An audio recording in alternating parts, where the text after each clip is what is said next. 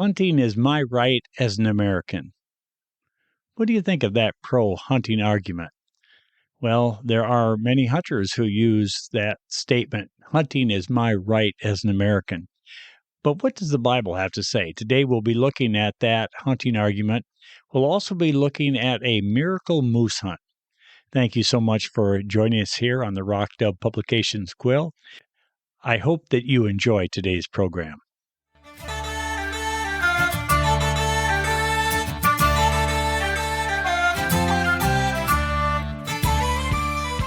Your host has spent decades studying the Bible in the original languages.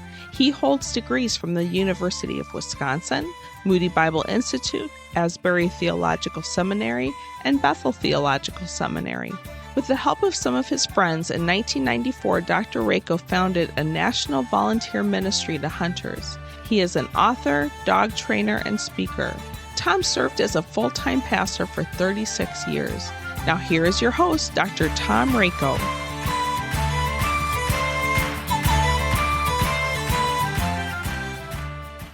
Jack Miner, 1865 to 1944, was known as a pioneer in the banding of ducks and geese in Canada. Nevertheless, he also gave witness to the Lord's supernatural intervention while on a moose hunt. It was November of 1897 when Jack Miner, his brother Ted, and two less experienced woodsmen went on an extended hunt for moose. They had traveled deep into the Canadian wilderness where they set up camp. Early one day, Jack and his brother returned to camp with a backload of moose meat. In the process, they came across tracks in the snow of one of their hunting companions. They observed that their friend had been following a frightened moose. Although this hunter had never been in the woods alone, they reasoned that he would surely know enough to follow his tracks back to camp. But as darkness fell on the snow-covered hills, Jack and his brother knew something was wrong. In his book, Wild Goose Jack, Jack Miner relates, I went into the tent, brought out that big 45-70 black powder rifle, and, as both of us stood on that lonesome lake, I put the muzzle of the gun in the air and fired. The blaze from the black powder flashed like lightning, as it was by then quite dark. I grabbed my hat in one hand and my gun in the other and listened for an answer, only to hear the report of my own rifle echo and re-echo up and down the narrow 4-mile lake. There we stood, two anxious brothers fairly holding our breaths for a reply, but nothing but the hooting owls greeting our ears. Again Jack fired another round, and the brothers concluded the shot would have been heard for at least 5 miles. Their hunting companion was lost in the wilderness. Realizing there was a possibility that it could snow and that, if their friend's tracks filled in, he would never be found, Jack grabbed his lantern and set off in hopes of finding him. Jack relates how after getting on the track of his lost friend, he did not stop to walk. He followed the tracks through swamps and up and down hills, but then it started to snow. Jack stated, I ran harder than ever, my compass in one hand and the lantern in the other. Soon, because of the snow, he could no longer follow the track. He ran over 1 or 2 more hills and shouted as loud as he could, but all he heard was his own echo.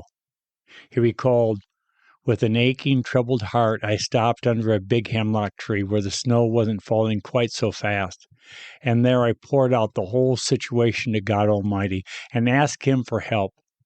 Jack recalls, then, just as I had raised the lantern up to start again, I heard a gun straight south of me in the distance. However, soon Jack began to wonder if it really was a gunshot he had heard. Perhaps it was simply a tree limb that had snapped due to the weight of the snow. After all, the sound came from a totally different direction than he had expected. Jack turned down his lantern to conserve oil and then headed toward what he thought was the gunshot.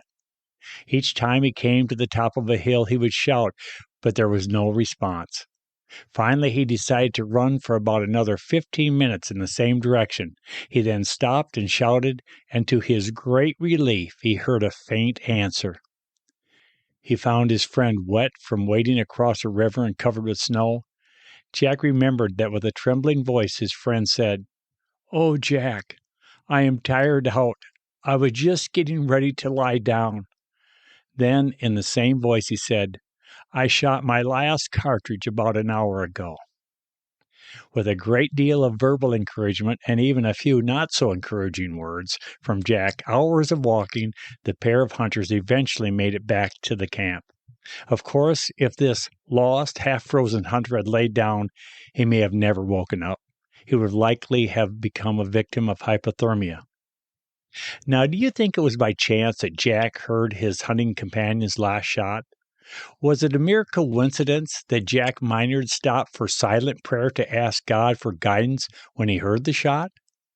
Jack Miner certainly recognized God's perfect providential timing in the search for his lost companion. Reflecting back on the events that transpired, he points out that when his friend fired his last cartridge, I was in silent prayer to God Almighty for guidance. Had I been moving, I would never have heard the report, as he fired from the valley instead of going to the top of the hill. Hence the report was so faint. The timing of these events seemed to be pieces of a marvelous life-saving miracle that took place in a moose hunt more than 100 years ago. What do you think? Would you consider this a miracle? Well, when we come back, we're going to be looking at the pro-hunting argument. Hunting is my right as an American. We'll see what the Bible actually has to say about that.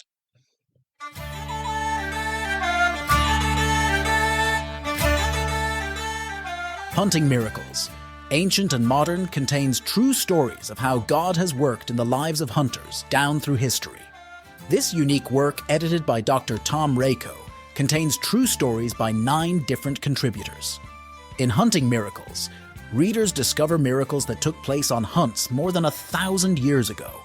See how God has used deer, ducks, geese, and even wood ticks to reveal His power and presence.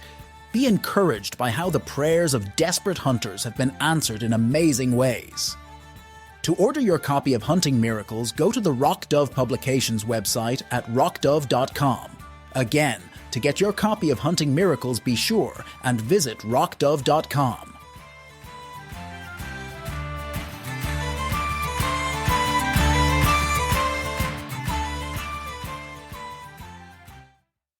We received this message sent to the Rock Dove Publications website. I am not a hunter simply because I don't have the stomach for it, but I support your moral right to hunt. I'm a dedicated Christian, and while I'm not interested in hunting, I am very concerned about the erosion of our Second Amendment rights and the vilification of gun owners, especially Christian gun owners. There are currently those who would, for various reasons, either want to do away with the Second Amendment altogether, or who are attempting to interpret the amendment in such a manner that it ultimately results in the forced disarming of the American public. And it's quite doubtful that there will be any ceasefire soon in this hot battle over firearms. A message sent to me by a concerned 14-year-old helps to reveal just how hot this topic remains. This young man wrote, "Why the heck would anyone want to have guns or hunt animals? It's just plain cruel. And guns, their only purpose is to wound and end lives. I just can't wait until I grow up and can finally do something about helping to ban guns and stop hunting.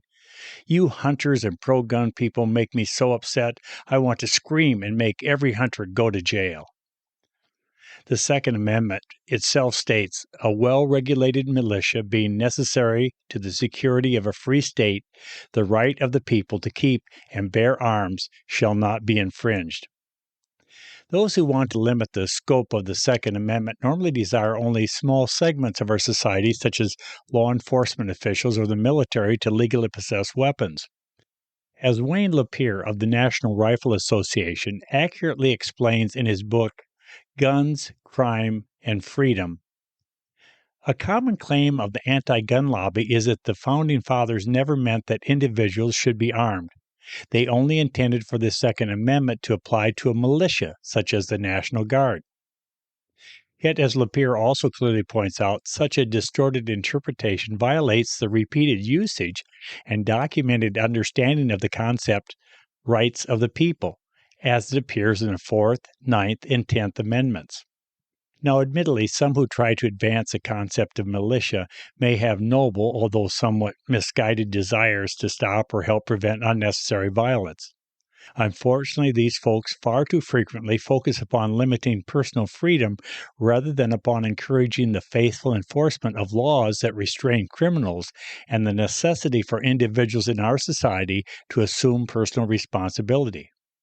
Still, there are evidently others in the animal rights movement who are governed by a different motive. Some members of the anti hunting community see changing the Second Amendment as a means to eventually eradicate the vast majority of hunting altogether. To these individuals, the intended meaning of the Second Amendment is not nearly as important as the goal to try to halt hunting. But animal rights activists are not the only ones guilty of trying to hide behind the Second Amendment. Hunters have also been guilty of supporting the Second Amendment for their own self-centered reasons. Sadly, for these, the Second Amendment is a security blanket that exists for the protection of certain hunting privileges rather than for the security of a free state. As a result, we have some hunters who proudly proclaim, "Hunting is my right as an American." Those who rely upon this argument do so by directly tying the issue of hunting to the Second Amendment of the U.S. Constitution.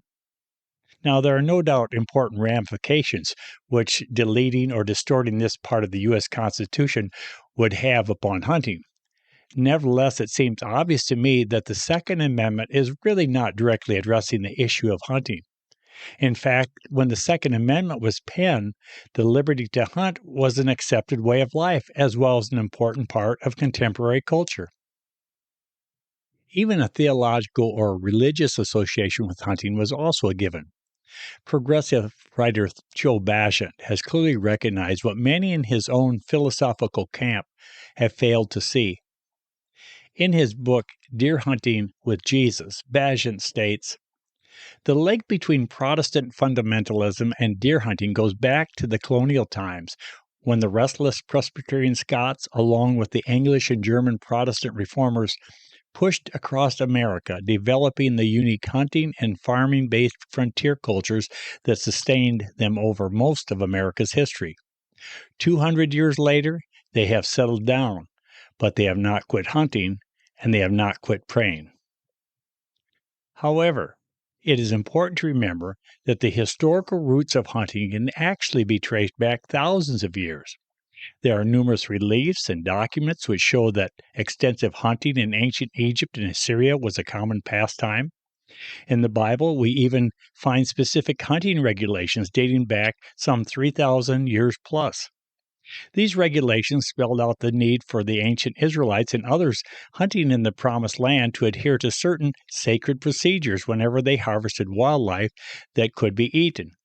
In Leviticus 17:13, the Israelite community was told, "Any Israelite or any alien living among you who hunts any animal or bird that may be eaten must drain out the blood and cover it with earth." Hundreds of years later, we read that King Solomon's court consumed such things as deer, gazelles, roebucks, and choice fowls, 1 Kings 4:23, on a daily basis. Evidently, there was a noteworthy degree of wild game being hunted in King Solomon's day, which eventually landed on the royal table. The fact is, hunting predates compound bows, aluminum arrows, muskets, and even the U.S. Constitution. Ultimately, the moral freedom for humans to harvest any animal or bird goes back to the days following the Great Flood when the Lord told Noah and his sons, "Everything that lives and moves will be food for you. Just as I gave you the green plants, I now give you everything," Genesis 9:3. To claim, "Hunting is my right as an American," divorces hunting from its long-standing history. Clearly, a history of hunting existed long before there was a collection of United States. Indeed, the practice of hunting has a written history which can even be traced back to the first book of the Bible. The practice of hunting has also been widespread. Indeed, hunting has existed and continues to exist in contrasting climates and cultures around the globe. If we say, "Hunting is my right as an American," what then about the hunter who currently resides in Africa, Australia, or Asia? What is their right to hunt based upon? Certainly, this argument, which confines itself to the boundaries of the United States of America, fails to address the morality of hunting, which regularly takes place in distant lands. According to the Bible, U.S. citizens, and in fact all who hunt, regardless of where they live or hunt, have certain responsibilities that pertain directly to their hunting. For example, there is a need to obey game laws as well as various officials who have been placed in positions of authority to ensure that such laws are being kept. Indeed, game laws and law enforcement officials should be viewed as having been established by God. The Apostle Paul wrote to the believers in the city of Rome and charged, "Everyone must submit himself to the governing authorities, for there is no authority except that which God has established. The authorities that exist have been established by God." Romans chapter 13, verse 1. Of course, there are times when human laws and governments clearly contradict God's moral law. When this happens, we ought to obey God rather than humans. Yet in most cases, we can fully obey the laws of the land, and in so doing also be obeying God.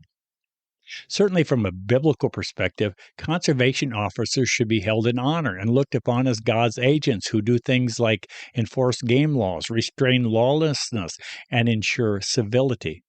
In most cases, conservation officers do exactly that.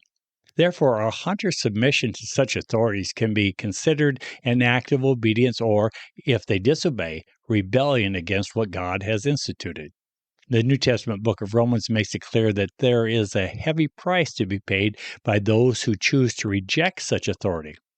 Paul summarized by saying, "Consequently, he who rebels against the authority is rebelling against what God has instituted, and those who do so will bring judgment on themselves." Romans chapter 13, verse 2.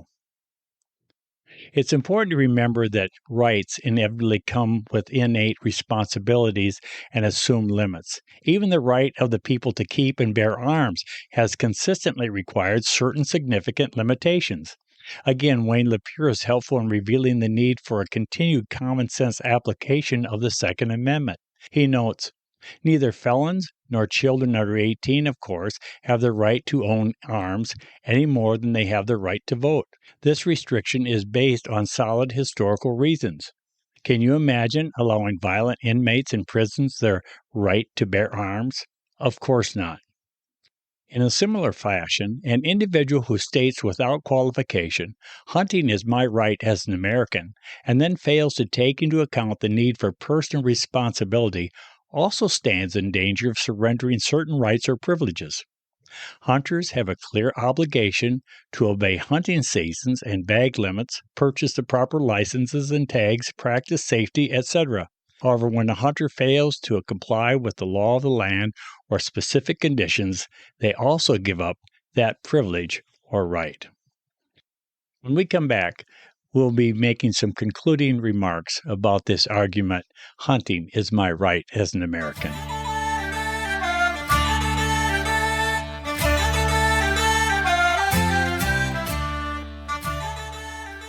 In Hunting Arguments, Biblical Responses to a Loaded Issue, Dr. Tom Rako takes direct aim at some popular but faulty arguments wielded by hunters and animal rights activists alike.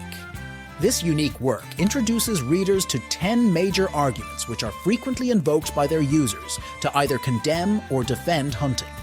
Hunting arguments include such emotional appeals and false premises as, "Thou shalt not kill," "I eat everything I kill," "I could never kill an animal," "Hunting is my right as an American," "Jesus was a vegetarian," and "Would Jesus shoot Bambi?" Each chapter concludes with a set of discussion questions, making it a great resource for group studies. This book will help you to become an expert in knowing what the Bible has to say about hunting. To order your copy of Hunting Arguments, go to the Rock Dove Publications website, rockdove.com. Visit rockdove.com today.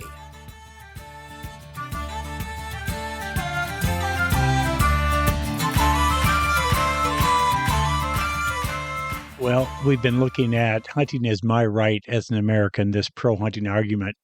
And those who try to use the argument, "Hunting is my right as an American," fail to take into account the long history and universal practice of hunting. Hunting was taking place in our lands long before there existed a U.S. Constitution. It should also be noted that the Second Amendment does not directly deal with the issue of hunting. It was God who first allowed the harvesting of non-human creatures for food. All hunters, regardless of where they hunt or where they live, carry a grave responsibility before God to be sure to obey game laws and honor the governing authorities who enforce such laws. This is the case whether one lives in Africa or China.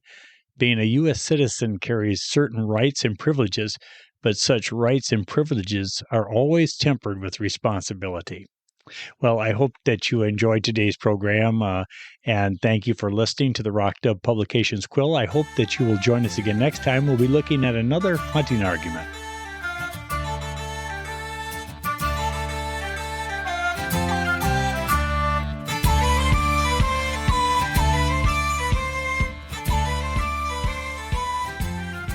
Been listening to the Rock Dove Publications podcast with your host, Dr. Tom Rako. This program has also been brought to you by the Quilted Arrow, home of intelligent, stylish, field-bred English pointers with bloodline streams from Hall of Fame champion Guardrail. Thank you so much for listening. Now, this is Beth Rako inviting you to join us again next time on the Rock Dove Publications podcast.